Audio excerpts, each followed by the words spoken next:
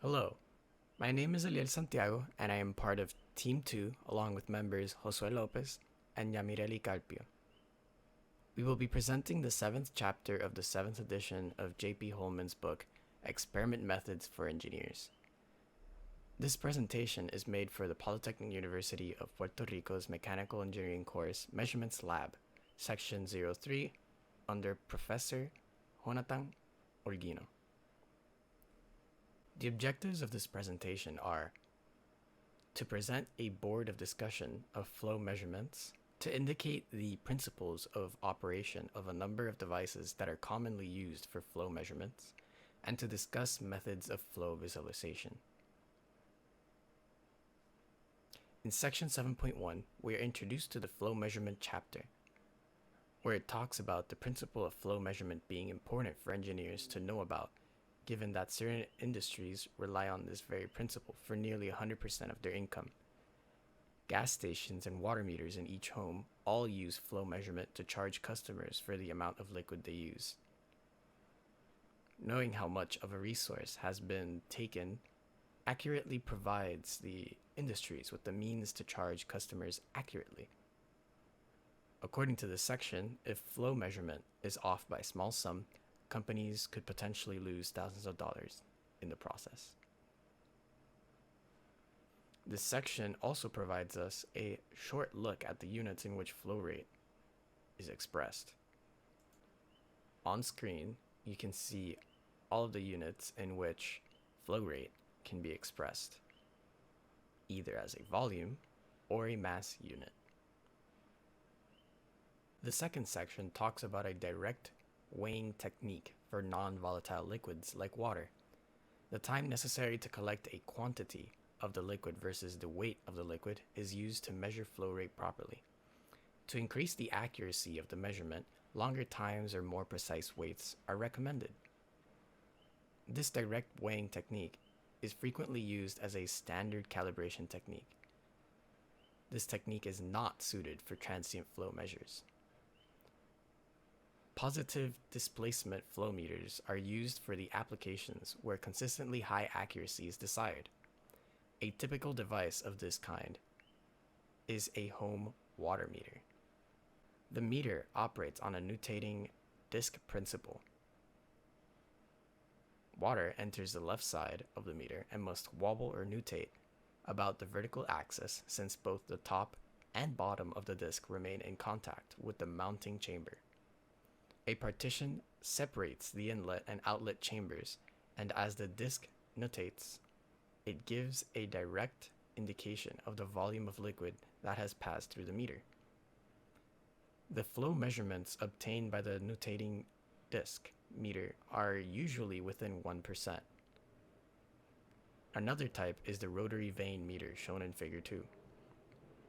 The vanes are spring-loaded to continuously maintain the meter casing. A fixed quantity of fluid is trapped in each section of the drum and eventually exits. A sensor reads the quantity of fluid that was trapped to an order of 0.5%. This design is particularly insensitive to viscosity due to the vanes maintaining contact with the inside of the casing. The last figure shows the lobed impeller meter. This flow meter may be used for gas or liquid measurements. The impellers and case are machined precisely so that a tight seal can be maintained. Due to the design, the incoming fluid becomes trapped between two rotors and is expelled through the outlet as a result of the rotation. The number of revolutions of the rotors indicates the volumetric flow rate. To compile the measurements for invoices, sensors with electronic counters may be connected to each flow meter. The third section informs us about flow obstruction methods. These devices, sometimes called head meters, take pressure drop as an indication of flow rate. As seen in figure 4, a one-dimensional flow system can be used for flow measurement by simply measuring the pressure drop and calculating the flow. However, a channel like figure 4's cannot be frictionless. This means losses will always be present in the flow. The volumetric flow is usually related to the actual flow rate of the channel, and an empirical discharge coefficient by the following relation displayed on screen. A discharge coefficient is not a constant and may depend strongly on the flow Reynolds number and the channel's geometry. 3 typical obstruction meters are shown in Figure 5. Meter A is known as a Venturi meter. It offers the advantages of high accuracy, small pressure drop. Meter B is known as the flow nozzle. It has a relatively high permanent pressure drop. Meter C is known as the orifice meter. It offers considerably lower cost and the same high permanent pressure drop as the flow nozzle. Because of fluid friction and turbulence resulting from the obstruction meters in the flow channel, there is a permanent pressure loss that must be overcome by the flow system.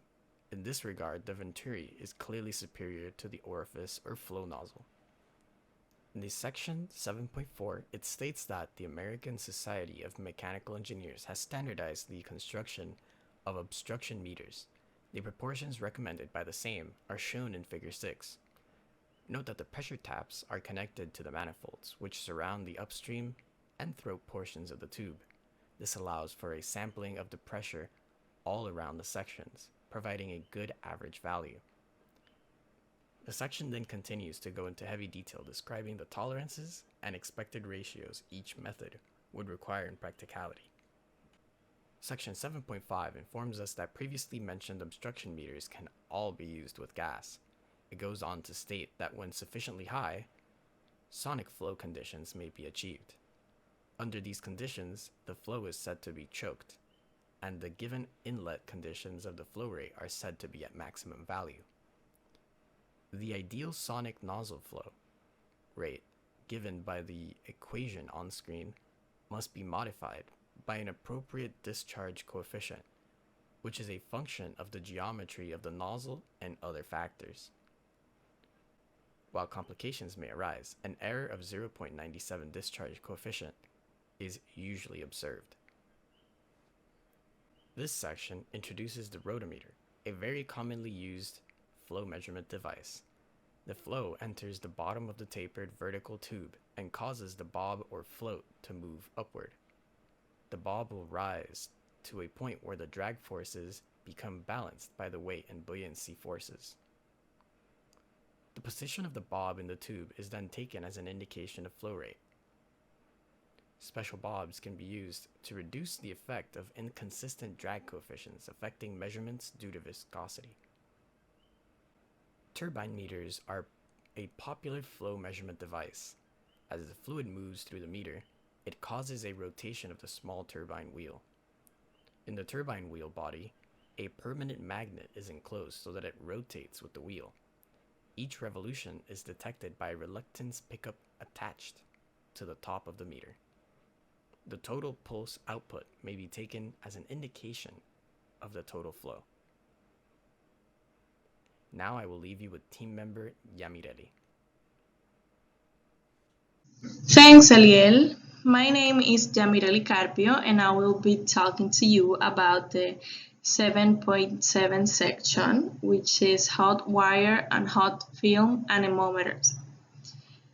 This is a device often used in research applications to study rapidly varying flow conditions. Basically, sensors used for measurements of fluctuation. Because of the high frequency resolution of the hot wire and hot film sensors, they cannot be matched by any other anemometers. How does it work? When an electrically heated wire is placed in a flowing gas stream, heat is transferred from the wire to the gas, and hence the temperature of the wire reduces. And due to this, the resistance of the wire also changes. This change in resistance of the wire becomes a measure of flow rate that can be expressed in the next form. For reference from the figure, you can go to figure 7.7.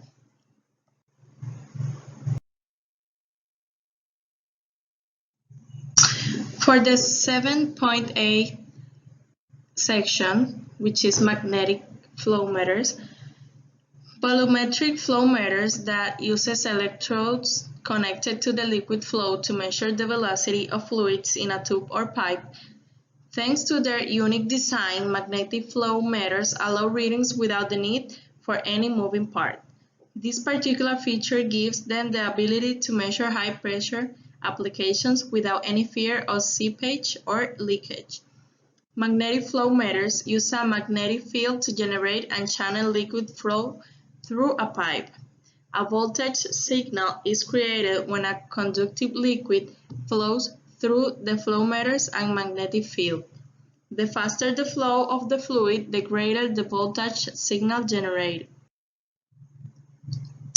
Flow visualization methods. Fluid flow is a complicated subject science with many areas that have not yet yielded to precise analytical techniques, and because of the lack of analytical relations to use for calculation. Fluids like air, water, etc. are transparent. Naturally, their flow patterns are invisible to the simple eye, without methods to make them this visible. These visualization methods work is to make the flow pattern visible, to get qualitative or quantitative information on them. For experimental fluid dynamics flow have three visualization methods. These are particle tracer methods, surface oil, and Schlieren. The 7.10 section, the shadow graph. This is a shadow technique for direct viewing of flow phenomena. For visualization, go to figure 7.10. A shadow effect is generated because a light ray is refracted so that the position on the recording plane where the undeflected ray will arrive now remains dark. At the same time, the position where the deflected rays arrives appear brighter than the disturbed environment. A visible pattern of variations of the illumination contrast is thereby produced in the recording plane. Its effect may be viewed in several everyday phenomena using only the naked eye, local room lighting. This method commonly gets confused with the Schlieren one. Finally, the Schlieren method. This is a device that indicates the density gradient. It's an optical ingenuities in transparent media that are not necessarily visible to the human eye. These are localized differences in optical path length that cause deviation of light rays, especially by refraction. This light deviation can produce localized brightening, darkening, or even color changes in an image, depending on the direction the rays deviate. Schlieren photography is similar to the shadow graph technique and relies on the fact that light rays are bent whenever they encounter changes in density of a fluid. Schlieren photographs are used mostly for location of shock waves and complicated boundary layer phenomena in supersonic flow systems. Thank you. Now I'll be leading you with Josue. For section 7.12, we talk about the interferometer. The Mach-Zehnder interferometer is an instrument which is used to visualize the flow. The light ray enters through the lens L1 until it reaches a separator. This separator will separate half of the light towards M1 and the other half towards M2 as we see in the picture, when they come together and focus on the screen. Here you can see several parts which will be darker or brighter compared to the rest. Those regions are known as fringes. In addition to these, the interferometer is used to obtain a quantitative indication of the density change in the test area. In case of the density were different between beam 1 and beam 2, this will cause a change in the refraction of the fluid. For 7.13 we have the laser Doppler anemometer. The laser anemometer is a device which offers great quantitative precision by measuring high-frequency turbulence fluctuations. It also offers advantages without disturbance of the optical objects. For this device to work, it must focus the beam towards the flow, which will contain a type of dispersed particle in it. Then there will be two more lenses, which will receive the laser beam. This scatter beam experiences a Doppler shift in frequency, which is directly proportional to the flow velocity. The portion of the ray which was not scattered is recombined to the portion of the ray that it scattered.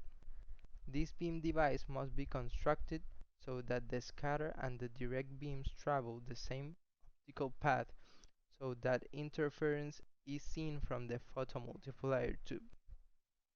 It is clear that the laser Doppler anemometer measures the speed of particle dispersion.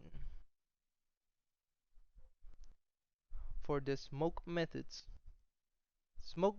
are easily flow visualization methods. Mainly, these methods are used qualitatively.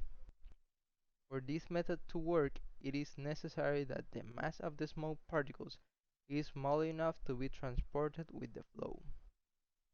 Some examples of this smoke could be burning rotten wood or cigarettes. One of the best fuels used in these studies is the Type 1964 fog use. Contains a non-toxic and non-corrosive dense smoke. This fuel boils in 530 degrees Fahrenheit or 276 degrees Celsius. Pressure probes. The pressure probes help us to measure the local static and the stagnation pressure. This will be useful to us since many dynamic fluid applications require us to measure things like the flow rate or the velocity of the fluid. This probe is called a pitot tube. The front opening of the probe measures the stagnation pressure, while the small holes measure the static pressure. Because of it, can also be called pitot static tube. When measuring the static pressure with this device, it depends a lot on the distances between the peripheral openings of the front and those of the jawline.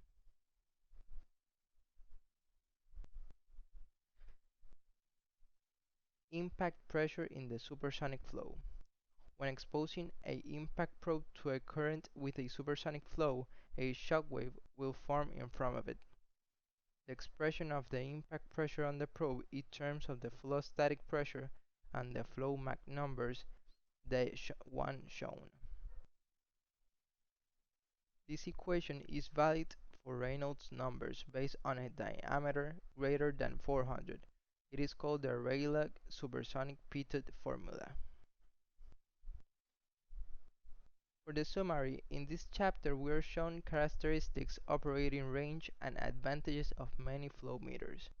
It is important to keep in mind that each flow meter can have great precision if it's calibrated in the correct way. Of course, the overall accuracy of a flow rate is dependent on the equipment. If the equipment is treated with care and is well calibrated, there should not be a problem of any kind. Conclusion. As we could see throughout the chapter, knowing flow measurement is an important skill in the world of engineering. We managed to discuss several methods for flow measurement with different devices and materials, each with its advantages and disadvantages.